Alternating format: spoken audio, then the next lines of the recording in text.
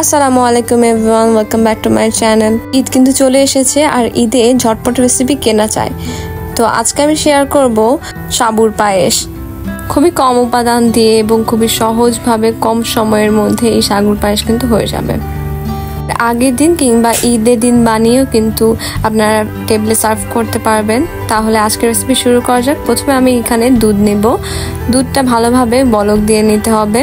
একদম পায়েস যেভাবে রান্না করা হয় সেভাবেই, কিন্তু পায়েস বানাতে অনেক কিন্তু কষ্ট করা লাগে। এই পায়েস বানাতে একদমই কষ্ট করা লাগবে না। দুধ বলক এসে গেলে এখানে দিয়ে দিচ্ছি তেজপাতা, তারপর দিয়ে দিচ্ছি দারুচিনি আর এলাচ 2টা থেকে 3টা ভেঙে ভেঙে দিতে হবে এখানে।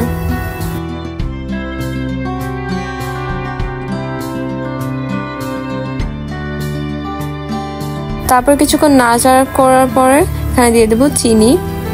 আমি এখানে 1 কাপ পরিমাণ চিনি দিয়ে দিচ্ছি।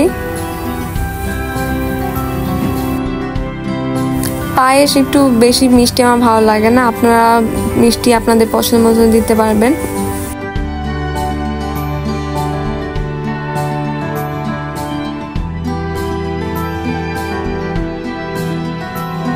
এখন এই দুধে দিয়ে দেবো সাগু। তো সাবুদানাগুলো আমি পানির মধ্যে আগে থেকে ভিজিয়ে রেখেছি, এর ফলে সাবুগুলো ভালোভাবে ফুলে উঠবে। এখন এই সাবুর দানাগুলো পানি থেকে ছড়িয়ে নেব একটা বাটির মধ্যে।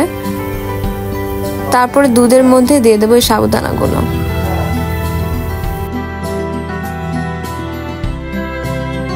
দুধের সাথে সাবুদানাগুলোকে ভালোভাবে মিক্স করতে থাকবো।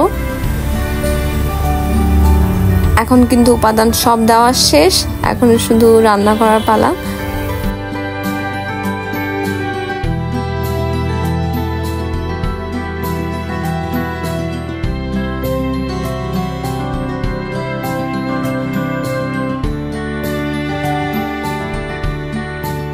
পায়েসের তেজপাতা দারুচিনি এসব আমার ভালো লাগে না, তাই বলে আমি তুলে ফেলছি।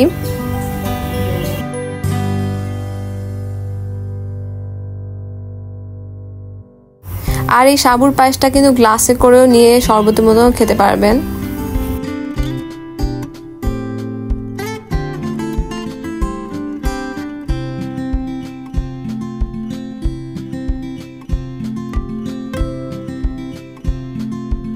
এখন এই সাবুর পায়েসটাকে ভালোভাবে নাড়াচাড়া করতে হবে, নাহলে কিন্তু দলা দলা পেকে যেতে পারে।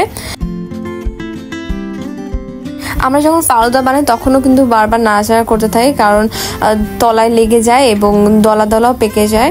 তো এরকম সাবুর পায়েসটাও কিন্তু বারবার নাড়াচাড়া করতে হবে, না হলে কিন্তু দলা পেকে যেতে পারে।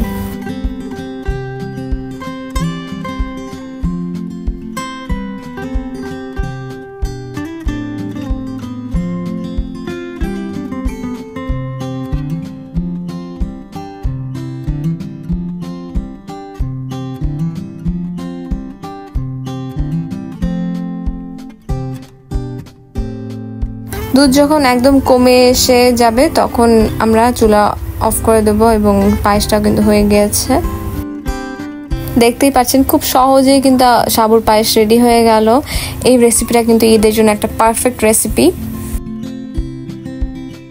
এখন প্যানের মধ্যে সাবুর পায়েসটা থাকতে আমি এখানে বাদাম কুচি দিয়ে দিচ্ছি, তবে পায়েসের সাথে ভালোভাবে বাদাম কুচি মিক্স করে ফেলবো।